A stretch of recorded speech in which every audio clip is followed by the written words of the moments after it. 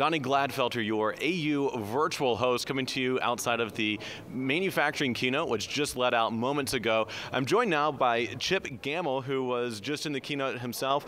So Chip, what are some of the things that were really exciting about tonight, or this afternoon's keynote?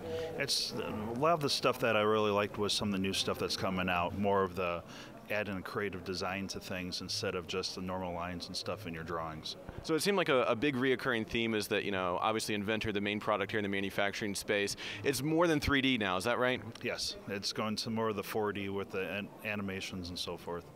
And I mean, were there any specific things in tonight or this afternoon's keynote that really embraced that concept, that kind of brought that 4D concept into the grasp of those of us back home, using Inventor day in day out, that thing? Yes, it's more of being able to design something and then use the cloud and 4D analysis to where you can really get there and get data feedback from your systems of what your stress levels are and stuff like that. I think that's really great and very helpful in design instead of having to wait for another group to do your analysis for you.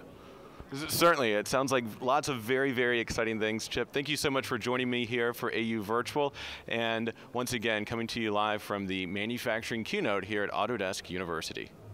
I'm joined now with Joel from Atamco, one of the speakers that was featured during this afternoon's keynote. So, Joel, share with me a little bit about what it is you do and your company, really more specifically. Our company, Atamco, Indiana Technology and Manufacturing Companies, we're a Tier 1 supplier to industries such as renewable energy, mining, off-highway construction, oil and gas, and defense, and we do machine components for them. So you're really in a lot of different industries, and it sounds like that's really what kind of segued into today's presentation. Is that right? Yeah, that's correct. We had purchased a machine from Germany. It weighed over 50 tons, and it came packed in 11 crates, each weighing over 20,000 pounds from Germany.